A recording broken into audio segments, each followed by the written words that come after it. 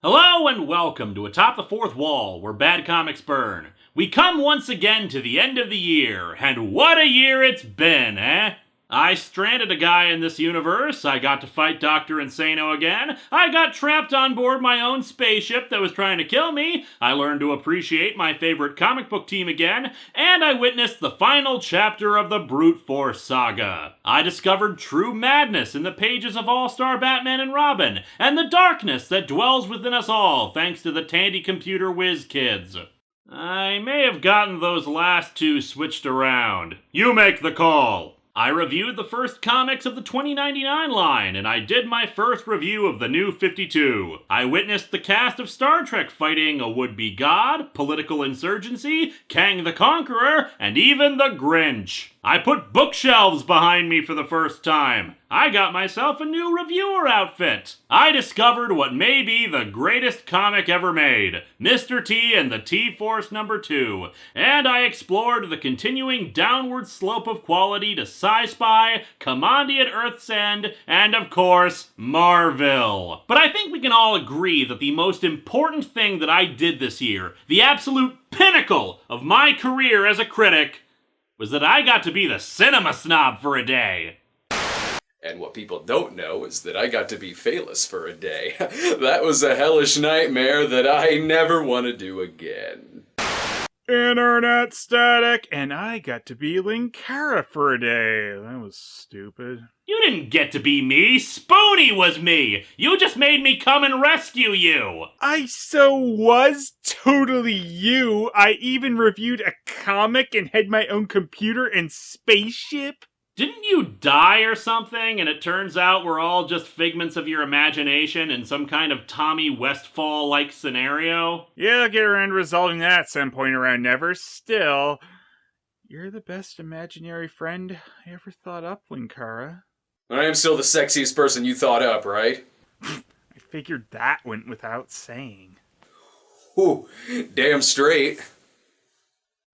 2013 has been kind of a strange year.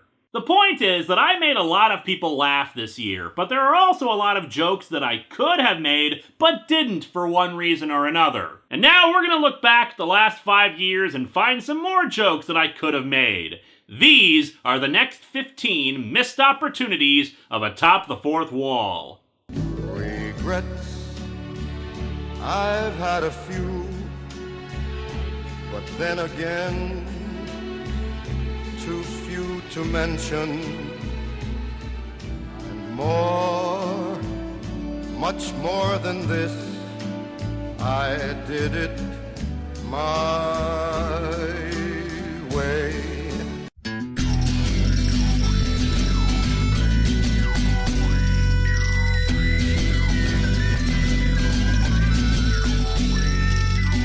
Welcome to Atop the Fourth Wall, where bad comics burn. Linkara's gonna teach you all a lesson you won't learn. Brodsky, you're not the smartest. Life out, you're not an artist. Anyone who's had a bad comic published, it could be your turn. Linkara, he's a man, punch, wears a party hat. Linkara, he has a magic gun. Where'd he purchase that? Linkara, coins, robots, Amazon and trucks. Linkara, this comic sucks. Linkara.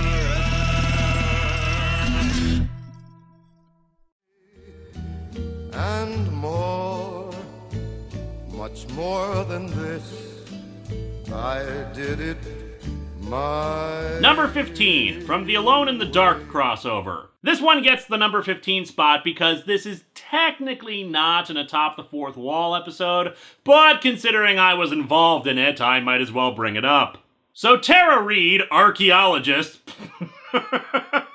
Oh, it never stops being ridiculous. Tara Reid, archaeologist, lists off the various places where they've located these ancient artifacts. The thing is, they're all from different locations. Venezuela, Newfoundland.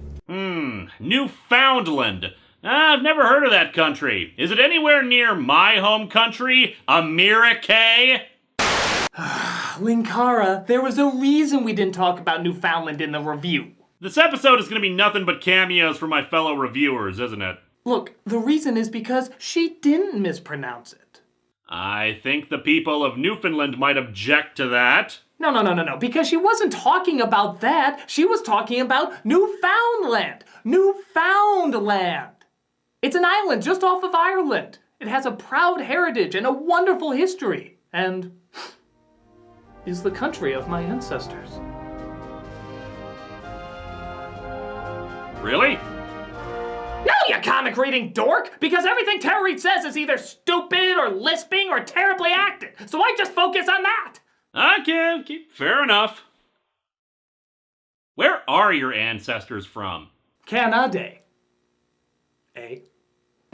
Much more than this, I did it. Number 14, from the Star Trek II The Wrath of Khan number 2 review.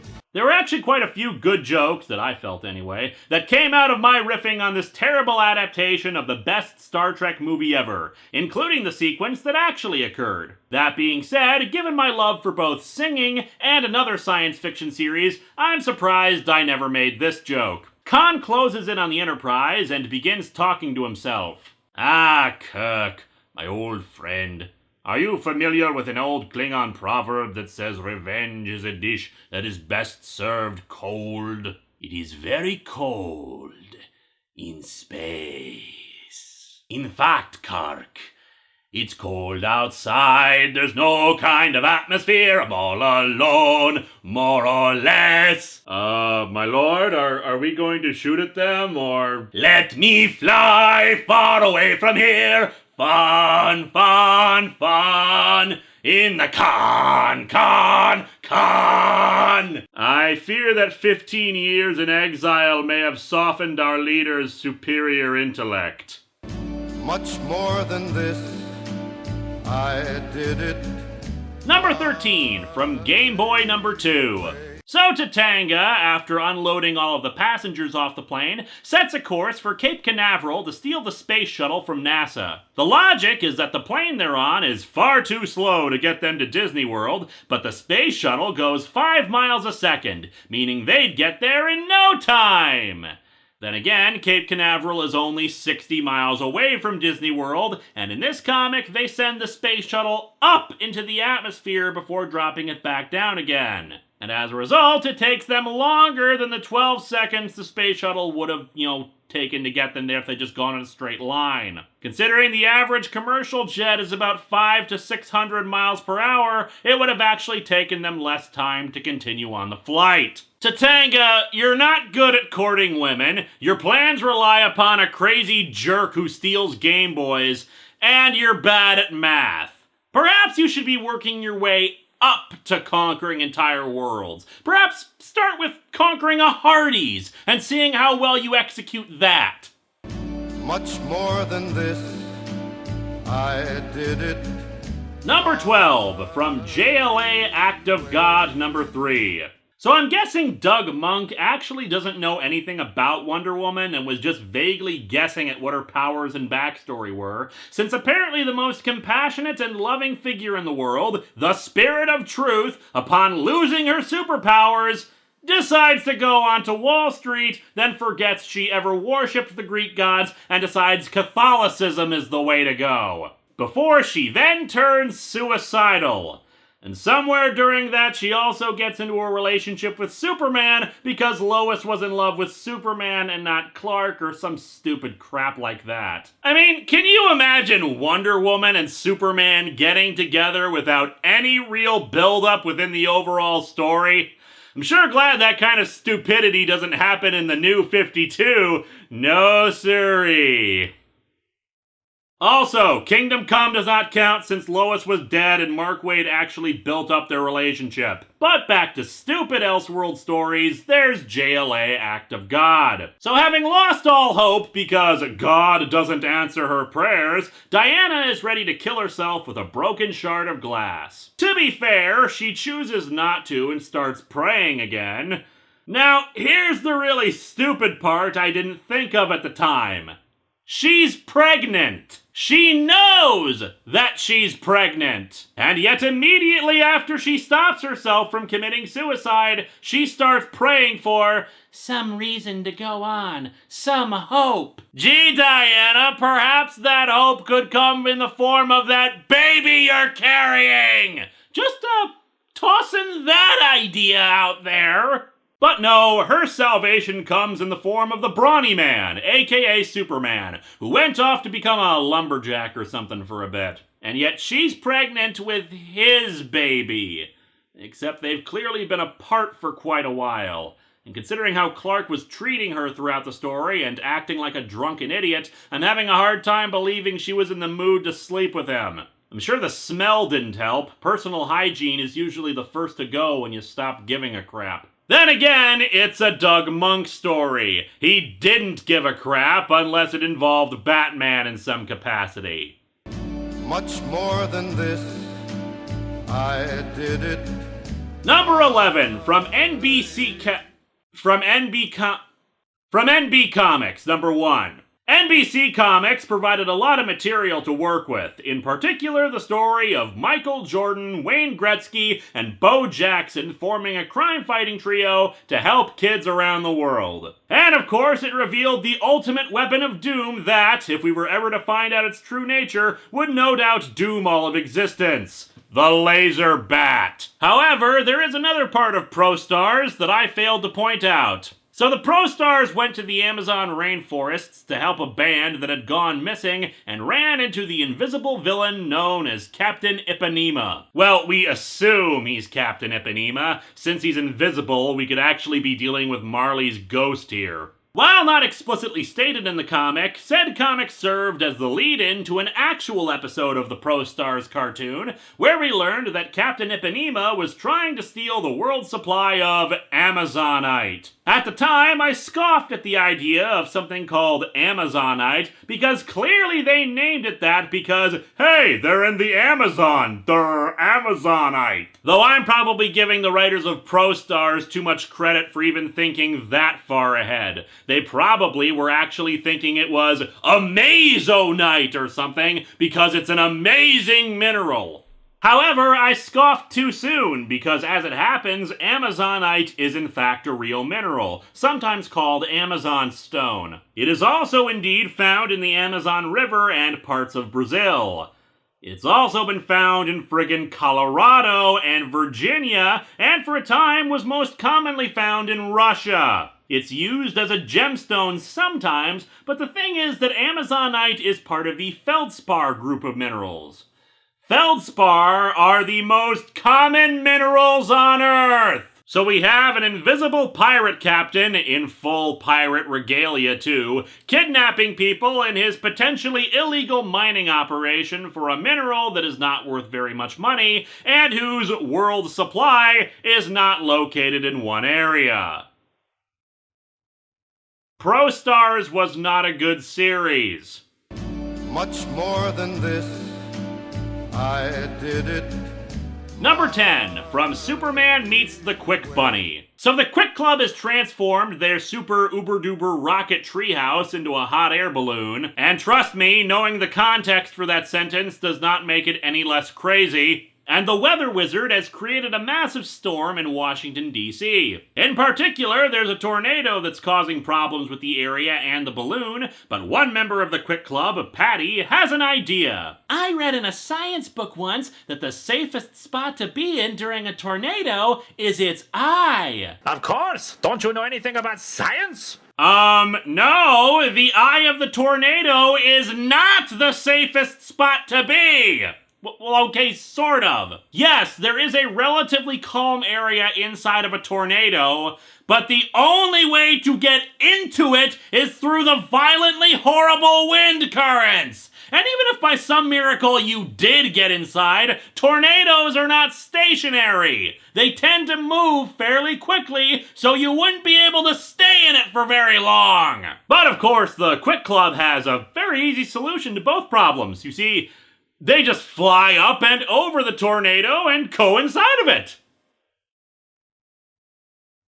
I mean, just look at this! Yeah, yeah, this right here is perfectly safe and logical. As long as you have a super magical flying clubhouse made by the Quick Bunny, you're perfectly safe. No danger at all. Don't you love it when the educational material is dumber than the average child? Much more than this, I did it. Number 9, from Superman number 701. This one was so damn obvious, I'm surprised I didn't actually point it out. Hell, I pointed it out in the first Commandian Earth's End review. As a refresher for you all, after then recent events involving other surviving Kryptonians, Superman was slapped by an angry woman for, trying to save the planet, instead of her husband, who was dying of cancer or something. And this made him decide to walk across America and make stupid speeches to people about what heroism is. Also, that you can totally get rid of drug dealers by setting fire to their drug dens and then telling a little kid that problems are solved by making them someone else's problem. But let's forget about those idiotic cases and instead focus on the entire concept. See, Superman is walking. Not flying, not running, walking. And yes, we can make some allowances for him having incredible endurance and strength, but Superman is not invincible, nor is he without weaknesses. He still needs to eat and sleep, as we saw with him stopping in a diner for a Philly cheesesteak sandwich, a scene that many Philadelphia commenters pointed out was absolutely stupid because nobody calls it that in Philadelphia, just a cheesesteak. And the point being, just how much time this little walk of his will take. Even if we assumed he was moving in a straight line, which he isn't, by the way, the same Philadelphia residents pointed out his movement was bizarre considering all the places he was going to in the comic were all over, and in the following issues, he's moving in different directions up and down the country. A normal human, at absolute best, would probably average 50 miles a day while walking. From New York to California is about 3,000 miles, so about 2 months if we're being charitable about this. And because he's zigzagging across America, it means he's taking even longer to get around, plus he's stopping to help everybody with every tiny little problem he comes across. So, at best, he's probably running around for half a year doing this. And there's a lot of dead space in between states where he's just walking, alone with his thoughts. It is probably the most boring activity for him ever. The primary criticism people had about the story when it was first announced was that you can't do a story about somebody just walking around. That's bullcrap, of course, because a good writer can make any premise good, even if problematic. But I would remind you that Superman doesn't have a good reason why he's doing this. He just is. No, the problem is that this is a slow-moving story about Superman wandering around with absolutely no point or purpose except speechifying and taking his sweet-ass time moving from city to city. And because comics come out on a monthly basis, what it basically is telling us is that we're watching Superman's journey in real time. And while one can make a story about someone taking a walk interesting, that doesn't mean we want to see it happening in person. Nor do I think it's particularly interesting for him to experience. Oh yeah, and he's also away from his job as Clark Kent, supposedly covering the story, despite nobody else seeing him, and he did this without consulting his wife. Our slow, stupid hero, everybody! We'll be right back in a moment. Maybe. We'll see. And we're back. Good times. Much more than this, I did it. Number 8, from Youngblood number 4. Words are really dang important, my friends, which is why it bugs me that people use them so poorly or don't know how to choose their words properly. Or, in some cases, carelessly use words not realizing their actual context or meaning. Oh sure, some words have had their meaning softened or transformed with time so that things that were inappropriate 100 years ago don't mean the same thing they used to. But then we have Rob Liefeld, who brought us this little ditty from the pages of Youngblood. The home team of Youngblood has just found the away team and the quote-unquote character named Prophet. If I were Shaft, I'd be asking how the hell that mask stays on Prophet's face like it does. Instead, Die Hard says that Prophet is fighting against a group called The Disciples, and Shaft says this. Prophets and disciples, huh? Sounds like the biblical equivalent of Armageddon to me. The biblical equivalent of Armageddon is Armageddon. The word comes from the Bible. It's like saying the biblical equivalent of Jesus. Because poor literacy also involves not knowing what words mean. Much more than this, I did it. Number 7, from 15 Things Wrong with Identity Crisis. So I spent a lot of time talking about the various problems with Identity Crisis, but there's a rather big one that I kind of forgot, so hey, here we are. One of the main themes of Identity Crisis is about, well, the secret identity thing, the importance of protecting it for obvious reasons.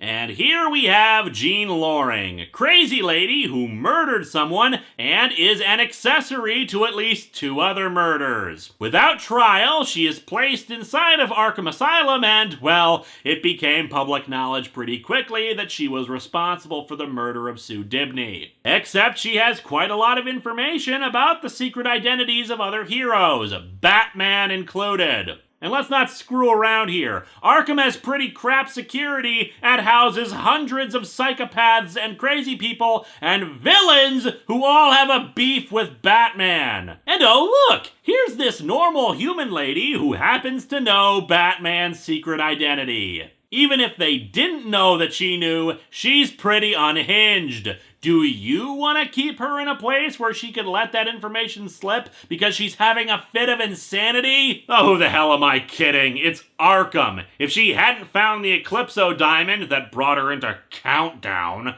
she probably would have just walked out of there 10 minutes later with the security guard waving to her and reminding her to sign in when she gets back. Much more than this, I did it. Number 6, from Commandiate Earth's End, number 3. We actually have a few from that issue of Commandiate Earth's post-apocalyptic wasteland that is not actually the end, but those ones follow a similar theme as opposed to this individual one. So after Commandi, Sleeper Zom, and Saphira come across the crashed airplane, they decide to head to Washington, D.C., probably assuming that they can take cover from Ben Boxer inside of a tornado, knowing how smart this group is. Saphira is excited about the large library in DC, and when Commandi expresses how useless books are to them right now, Saphira delivers her little line of infamy that still makes me laugh considering how stupid this book is. Books are full of thinking! Post-apocalyptic worlds really love to reinforce how awesome books are. They're full of thinking, and as Bimbo's BC taught us, books are best friends. Much more than this, I did it. Number 5, from Brute Force number 3. So an insane industrialist named Mark DeMall has decided that there's no use fighting pollution, so the best way to fix things is to turn everybody into mutant fish people who can breathe polluted air. While a stupid plan already, he puts in new levels of stupid with this dialogue. If the operation is successful, you will be the first new man and new woman to breathe pure pollution. Pure pollution? Pollution is not an element. It is not a chemical. Pollution is what happens when natural elements, like, say, water, have other elements added to them that ruins their purity. So what the hell is pure pollution? Oh no! An empty water bottle has been left on the beach! It's pure pollution! I can't breathe! Wait. Oh, thank God. Somebody picked it up and threw it away. Everything is gonna be fine. Everything is fine. Oh my God! A candy wrapper!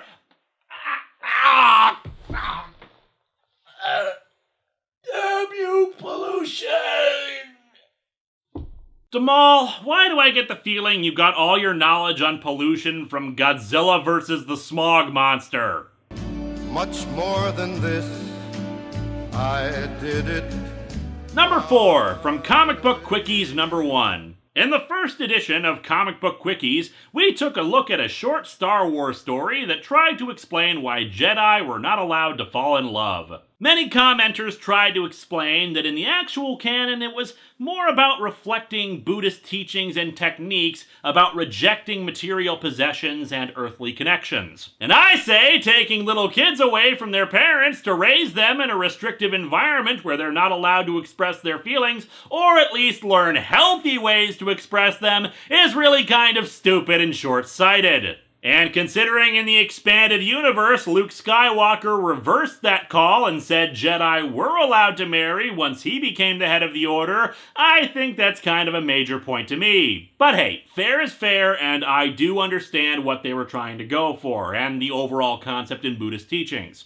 What I don't get is why Qui-Gon Jinn decided that the best way to convince a young Obi-Wan Kenobi that love was a bad thing was by telling him a ridiculous story about two twin Jedi who both fell in love with the same woman, and their jealousy and fighting were so destructive that they blew up a planet. Which brings me to my missed opportunity to call shenanigans on this whole thing.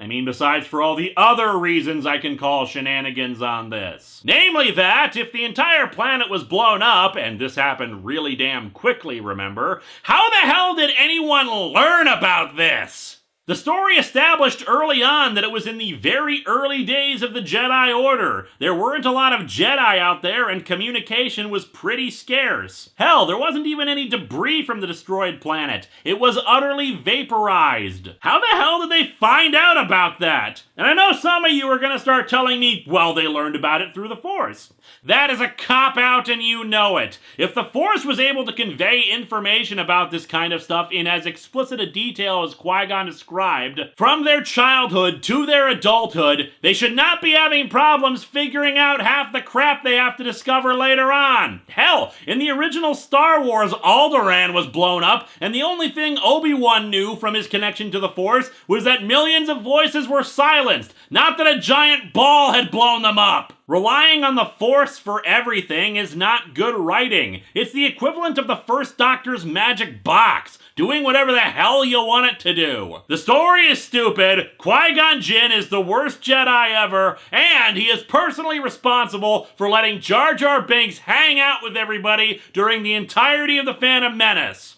I rest my case. Much more than this, I did it.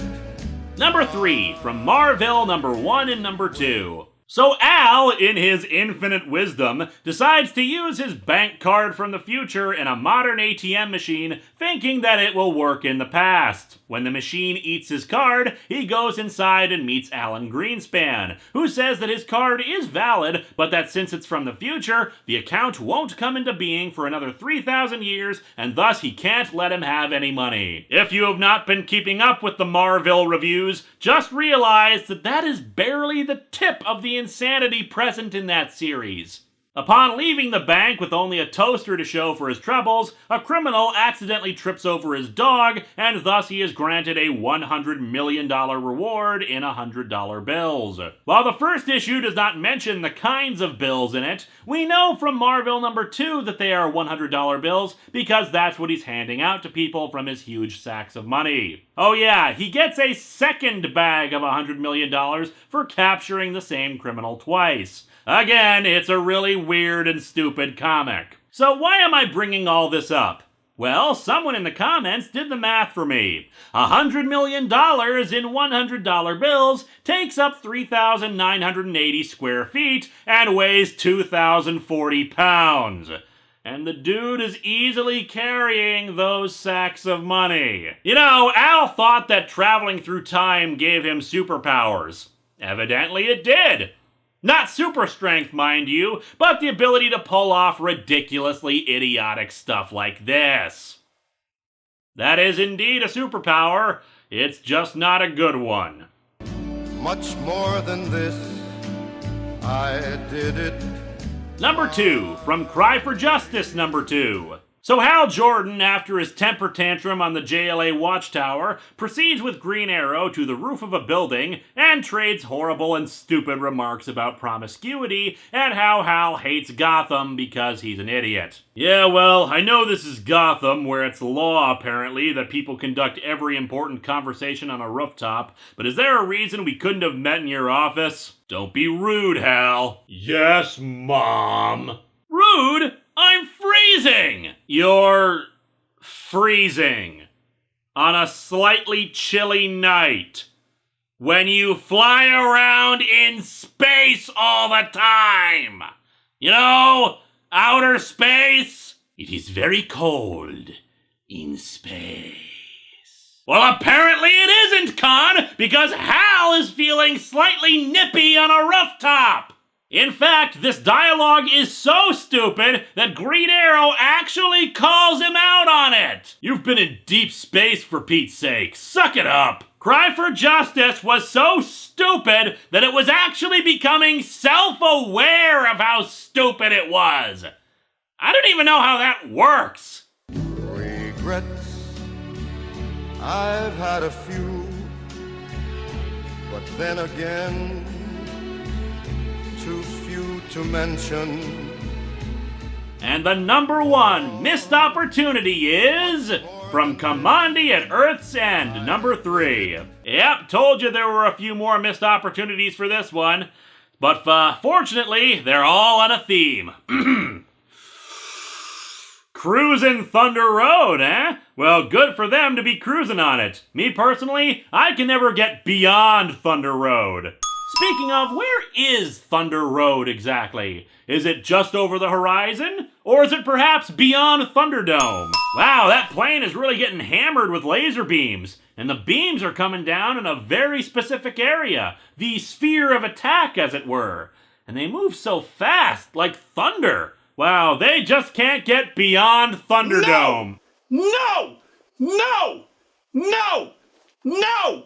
No! God, what is it, man? This is bull, dude! You're not doing it right. You're only doing this to catch up with me, the greatest comedian on Earth. You did not invent the Thunderdome joke, man. I can make as many as I want. You're forcing it to catch up with my completely legitimate count. Oh, please, at least I vary it up. You just see little people in a movie, connect it to Master Blaster, and thus make the Thunderdome joke. At least I'm not forcing it like you. I know how to properly Thunderdome. You know what? I don't even care anymore. I am going to move past this. I am going to go beyond Thunderdome. Go ahead, dude. You think you can take me?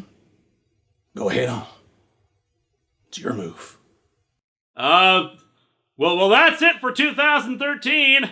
I'll see you all next year, assuming Spoony can, move beyond Thunderdome. Damn you!